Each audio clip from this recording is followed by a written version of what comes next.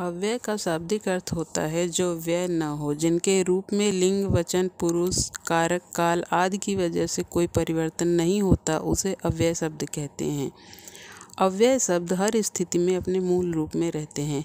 इन शब्दों को अविकारी शब्द भी कहा जाता है, जैसे जब, तब, अभी, अगर, वह, वहाँ, यहाँ, इधर, उधर, किंतु, परंतु, बल्कि, इसलिए, अतएव, अवश्य, तेज, कल, धीरे, लेकिन, चूंकि, क्योंकि आदि। अव्यय के 5 भेद होते हैं: क्रिया विशेषण अव्यय, संबंध बोधक अव्यय, समुच्चय बोधक अव्यय, विस्मयादि बोधक अव्यय और निपात अव्यय। जिन शब्दों से क्रिया की विशेषता का पता चलता है उसे क्रिया विशेषण कहते हैं। अर्थ के आधार पर क्रिया विशेषण के 4 भेद हैं: रीतिवाचक क्रिया विशेषण, कालवाचक क्रिया विशेषण, स्थानवाचक क्रिया विशेषण और परिमाणवाचक क्रिया विशेषण। जो क्रिया विशेषण शब्द क्रिया विशेषण के होने का ढंग या रीति बताते हैं उन्हें रीतिवाचक क्रिया विशेषण कहते हैं। रीतिवाचक क्रिया विशेषण पहचानने के लिए कैसे का प्रश्न किया जाता है, जैसे सबसे मीठा बोलो, खरगोश तेज दौड़ता है, अपना काम झटपट करो, पढ़ाई ध्यानपूर्वक करो, एकाएक बिजली चली गई। इन सभी वाक्यों में कैसे का प्रश्न करने पर क्रमशः मीठा, तेज, झटपट, एकाएक और ध्यानपूर्वक उत्तर मिलते हैं, जो रीतिवाचक क्रिया विशेषण शब्द हैं। जो क्रिया विशेषण शब्द क्रिया के होने का समय बताते हैं उन्हें कालवाचक क्रिया विशेषण कहते हैं। कालवाचक क्रिया विशेषण शब्दों को पहचानने के लिए क्रिया के पूर्व कब का प्रश्न किया जाता है, जैसे मैं कभी कभी घूमने जाती हूँ, दादी प्रतिदिन व्यायाम करती है, सदा सत्य बोलना चाहिए, माँ परसों जयपुर जाएंगी, वह प्रतिदिन संगीत का रियाज करती है। इन सभी वाक्यों में कब का प्रश्न करने पर क्रमशः उत्तर मिलता है परसों, प्रतिदिन, सदा और कभी कभी। अतः ये सारे शब्द कालवाचक क्रिया विशेषण शब्द हैं। जो क्रिया विशेषण शब्द क्रिया के होने के स्थान की जानकारी देते हैं उन्हें स्थानवाचक क्रिया विशेषण कहते हैं। स्थानवाचक क्रिया विशेषण शब्दों को पहचानने के लिए कहाँ का प्रश्न किया जाता है, जैसे जिधर देखो उधर लोग ही लोग हैं, कचरा इधर उधर मत फेंको, बहुत से लोग बाहर खड़े हैं, बंदर ऊपर बैठा है। इन सभी वाक्यों में कहाँ का प्रश्न करने पर क्रमशः उत्तर मिलता है इधर, उधर, ऊपर और जिधर। अतः ये शब्द स्थानवाचक क्रिया विशेषण शब्द हैं। जो क्रिया विशेषण शब्द क्रिया की मात्रा या परिमाण बताते हैं उन्हें परिमाणवाचक क्रिया विशेषण कहते हैं।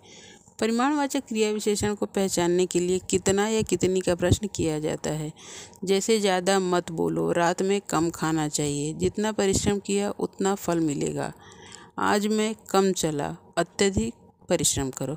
इन सब वाक्यों में कितना या कितनी का प्रश्न करने पर उत्तर मिलता है ज़्यादा, कम, जितना, उतना, अत्यधिक। इसलिए ये सारे शब्द परिमाणवाचक क्रिया विशेषण के शब्द हैं। क्रिया विशेषण और विशेषण में अंतर। क्रिया विशेषण शब्द क्रिया की विशेषता बताते हैं, जबकि विशेषण शब्द संज्ञा या सर्वनाम की विशेषता बताते हैं। जैसे यह एक अच्छा लड़का है, अच्छा लड़के की विशेषता है, अर्थात यह संज्ञा की विशेषता बता रहा है। और क्रिया विशेषण का उदाहरण है यह लड़का अच्छा खेलता है, मतलब अच्छा खेलता है की विशेषता बताता है, इसलिए यह क्रिया विशेषण का उदाहरण है। जो अविकारी शब्द या अव्यय शब्द वाक्य में प्रयुक्त संज्ञा या सर्वनाम का संबंध वाक्य के अन्य संज्ञा या सर्वनाम शब्दों से जोड़ते हैं उन्हें संबंध बोधक अव्यय कहते हैं। जैसे हमारे घर के पीछे आम का पेड़ है, पेड़ के ऊपर पक्षी बैठे हैं, कनिका माँ के साथ बाजार गई है, पेन के नीचे यात्री विश्राम कर रहा है। संबंध बोधक अव्यय के उदाहरण हैं के बाद, के पीछे, के पहले, के आगे, के सामने आदि।